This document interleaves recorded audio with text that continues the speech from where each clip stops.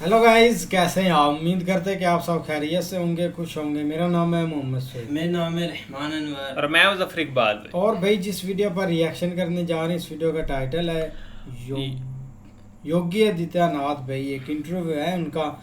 अगर आपको वीडियो पसंद आए तो वीडियो को लाइक और सब्सक्राइब जरूर कर लीजिएगा। योगी जी, आप कहते हैं विरासत और विकास, विपक्ष हाँ। कहता है कि आप लोग इतना इतिहास में जाएंगे तो विकास कैसे करेंगे। लेकिन यही इतिहास की बातें करते करते अबू आजमी कह देते हैं कि औरंगजेब को गलत समझा गया, और आप एक चेतावनी दे देते हैं कि यूपी में इलाज हो जाता है ऐसे लोगों का। देखिए, अगर कोई औरंगजेब को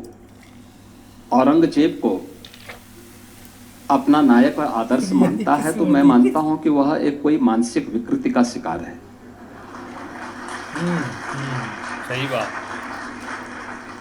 देखिए, एक शुद्ध बुद्धि वाला व्यक्ति औरंगजेब को किस मायने में आप एक नायक के रूप में प्रस्तुत करना चाहते हैं? कोई सभ्य मुसलमान भी अपने पुत्र का नाम औरंगजेब नहीं रखता, क्योंकि औरंगजेब ने अपने पिता शाहजहां को ही कैद कर दिया था। एक एक बूंद जल के लिए तरसाया था। शाहजहां ने अपनी जीवनी में लिखी है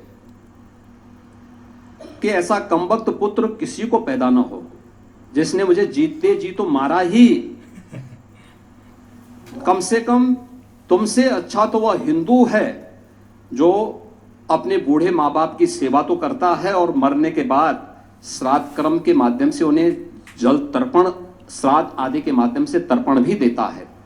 यह बात शाहजहां स्वयं लिखता है, तो कोई सभ्य व्यक्ति भी नहीं ये नाम लिखता, ये नाम रखता। और दूसरा, भारत की दृष्टि से, भारत की आस्था की दृष्टि से देखेंगे तो काशी में काशी विश्वनाथ का जो मंदिर ज्ञानवापी के नाम पे था, उस ज्ञानवापी के भगवान विश्वनाथ के धाम को इसी औरंगजेब ने तुड़वाया था। मथुरा में श्री कृष्ण जन्मभूमि के मंदिर को इसी ने तुड़वाया था। हजारों मंदिरों को तुड़वाया था। भारत की आस्था के साथ ये व्यक्ति खिलवाड़ किया था। हिंदुओं पे जजिया कर लगाया था। भारत के अंदर लाखों हिंदुओं का कत्लेआम किया था, और उसको कोई आदर्श माने तो यह तो, और इसलिए इस प्रकार की मानसिक विकृति का उपचार का सबसे अच्छा सेंटर उत्तर प्रदेश है। उत्तर प्रदेश में आइए ना, हम बहुत अच्छे ढंग से उपचार करवाएंगे। काशी विश्वनाथ में फिर मंदिर बने, मथुरा में फिर मंदिर बने, ये आपकी सरकार की कितनी बड़ी प्राथमिकता है? मैं इसलिए देखिए, मंदिर बनाना सरकार की प्राथमिकता नहीं होती है, सही बात है। लेकिन जनता की आस्था का सम्मान करना और समय के अनुरूप उसके लिए उचित माहौल बनाने के लिए अपनी तैयारी रखना। और मेरा यह मानना है कि आज देश विकास के बारे में सोच रहा है। विकास स्थायी सौहार्द से होगा। ताली एक हाथ से नहीं बजती है, दोनों हाथों से बजेगी। एक दूसरे की भावनाओं को सम्मान देना होगा, और सम्मान आप तभी दे पाएंगे जब आस्था के इन प्रतीकों को ससम्मान या तो दें, और नहीं तो फिर फैसला भी होगा, समय के अनुरूप फैसला भी आएंगे, और अंततः जीत तो सत्य की ही होनी है और धर्म की ही होनी है। सवाल यह है कि वर्तमान में इन ऐतिहासिक वाक्यों का क्या महत्व है? मैं इसलिए पूछता हूं क्योंकि इस वक्त हमारी जो अर्थव्यवस्था की विकास दर है उसमें थोड़ी गिरावट आई है, साथ ही साथ स्टॉक मार्केट में काफ़ी डाउनफॉल आया है। उत्तर प्रदेश में, बाकी देश में जॉब्स क्रिएट हो, ये बड़ा चैलेंज है। इकोनॉमिक डेवलपमेंट फास्ट हो, ये बड़ा चैलेंज है। हम प्राथमिकता किसको मानते हैं कि किस स्पीड से हमारी इकोनॉमी ग्रो करे, या फिर ये जो हिस्टोरिकल इनजस्टिसेस हैं, और वाकई में कोई भी अगर जाता है काशी तो वहां पे आप कह ही नहीं सकते कि ये मस्जिद है, वो तो मंदिर दिखता है, उसको एक बार फिर से मंदिर बनाया जाए, इस पे आप अपना ध्यान देना चाहते हैं? या फिर कि उत्तर प्रदेश की इकोनॉमी ज्यादा स्पीड से ग्रो करे, इंडिया में उसका मल्टीप्लायर इफेक्ट आए, उस पर ध्यान दें? देखिए, दोनों चीजें साथ साथ चलेंगे। सही है। मैंने पहले कहा ना, विरासत भी और विकास भी। विरासत इसलिए, भाई देखो एक बात मान के चलो कि जो लोग भारत के महापुरुषों को, भारत की परंपरा को अपना आदर्श नहीं मानते, तो ये विकास के वैसे भी बैरियर है। और इनकी तुलना एक विचारक ने उन चूहों से की है जो खाद्यान्न भी खाता है और साथ साथ जिस घर का खाद्यान्न खाता है उसी में होल करके उसकी नींव को भी कमजोर करता है। तो ये तो अर्थव्यवस्था के सबसे बड़े बैरियर हैं। आप इनके दिमाग को खराब करेंगे तो दंगा करवाएंगे। तो हम विकास से जो कुछ बनाएंगे उस दंगा की आग में एक झटके में उसमें स्वाहा कर देंगे। इसलिए अच्छा है कि इससे पहले इनका उपचार करके ठीक कर दें, तो समय आने के बाद जो विकास बनाएंगे वो स्थायी इमारत उसके माध्यम से बन पाएगी।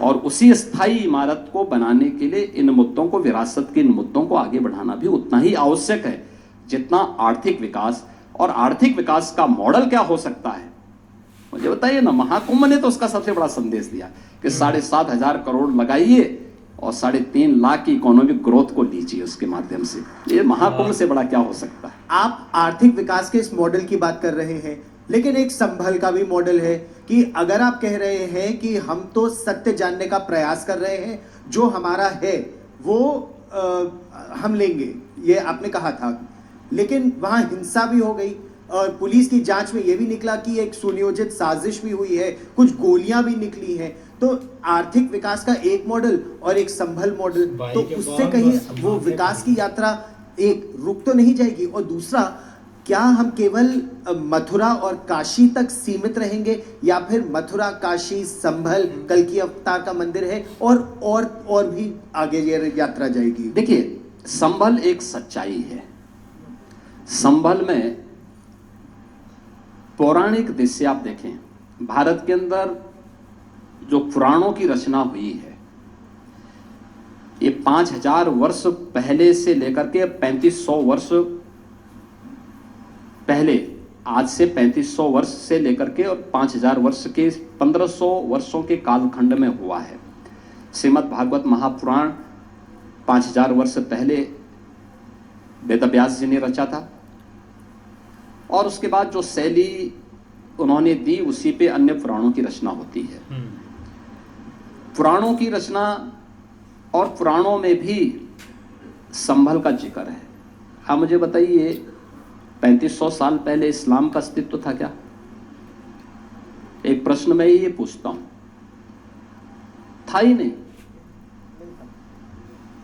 इस्लाम के मूल्यों और आदर्शों के प्रति मेरे मन में सम्मान का भाव है, लेकिन 3500 वर्ष पहले थे ही नहीं भाई। लेकिन हमारा पुराण इस बात को कहता है, श्री हरि विष्णु का जो 10वां अवतार होगा वह संभल में होगा और वहां पे 68 तीर्थ थे, 19 कुएं थे। आप आश्चर्य करेंगे, ये 68 तीर्थ और 19 कुओं को सबको कब्जा करके नष्ट कर दिया गया, कब्जा कर लिया गया। किसी को कानो कान खबर नहीं लगी, कोई बोला नहीं। 1976 में एक बड़ा दंगा हुआ, वहां सैकड़ों हिंदुओं का कत्लेआम हुआ, पूरी फाइल दबा दी गई।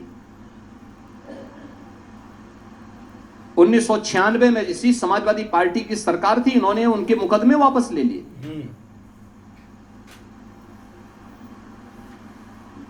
और जब माननीय न्यायालय ने ही आदेश दिया कि वहां का ठीक है ईएसआई सर्वे करे। देखिए, संभल की जामा मस्जिद है, जामा मस्जिद मुसलमानों के दिन नहीं थी, आर्कियोलॉजिकल सर्वे ऑफ इंडिया के पास थी। इन्होंने जबरदस्ती ईएसआई के लोगों को समाजवादी पार्टी की सरकार में मार करके वहां से भगा दिया और उस पर काबिज हुए। उसके बाद इन लोगों ने वहां पर अपने कार्यक्रमों को करना प्रारंभ कर दिया। पूरे संभल कस्बे को हिंदू विहीन कर दिया था, मंदिरों को बंद कर दिया था। इस बार शिवरात्रि में आपने देखा होगा वहां के मंदिरों में जलाभिषेक का कार्यक्रम हुआ। अब तो नहीं कोई पत्थरबाजी कर रहा है वहां, अब तो नहीं कोई वहां पे उत्पात कर रहा है। अब वहां कुएं खोदे जा रहे हैं, सब कुएं निकल रहे हैं। पत्थर का भी तो पुलिस स्टेशन बना रहे हैं। हाँ, हमने वो मस्जिद के जहाँ पे संभल का मुख्य तीर्थ था उसी के सामने हमने सुरक्षा की दृष्टि से पुलिस चौकी भी हमारी बन चुकी है, और सभी कुओं को, सभी तीर्थों को, यानी 68 तीर्थों में से बहुत सारे तीर्थ निकल चुके हैं, कुछ पे हमारा कार्य चल रहा है अभी, और ये सब सच्चाई आना चाहिए सबके सामने।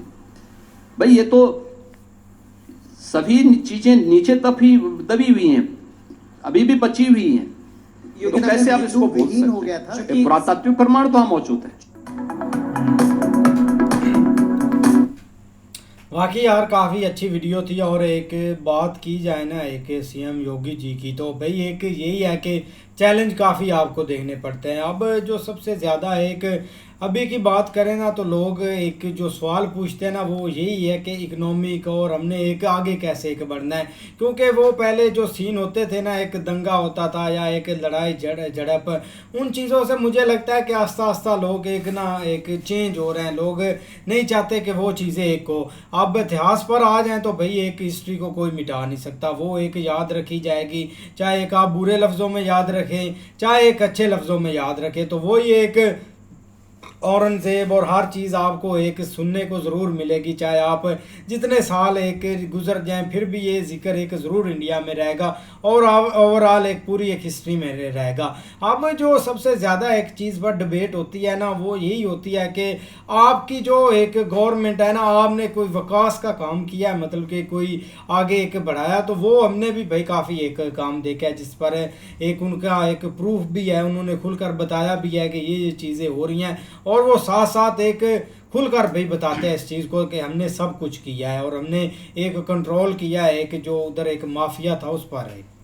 बिल्कुल यार, एक आप देख लें कि लास्ट सबके सामने महाकुंभ हुआ है, तो कैसे सीएम योगी ने उसको मतलब महाकुंभ को संभाला है। मतलब इतनी ज़्यादा सिक्योरिटी, एक कितने ज़्यादा लोग एक इकट्ठे हुए हैं, 40 से 45 करोड़। वही उन्होंने एक सबसे बड़ी मिसाल दी है इकॉनमी को लेकर के, थोड़े से मतलब एक हज़ारों में लगाकर लाखों करोड़ों में हमने वहाँ से एक कमाए, या एक जैसे गवर्नमेंट को उसका फ़ायदा हुआ है। लेकिन उससे हटकर एक जो बड़ा सवाल होता है ना वो यही होता है कि जो इतिहास की बात होती है कि इतिहास में ये सब हो गया। मेन एक भाई जो एक टॉपिक उनका एक था ना औरंगज़ेब का, भाई उन्होंने सही बोला है कि अब भाई जिसने अपने एक पिता को एक इतना ज़्यादा तंग किया कि उससे आप बढ़कर एक क्या कि वो उसके नाम से तो आपको भाई नाम भी नहीं रखता। इसी तरह उन्होंने एक उनकी मिसाल दी है।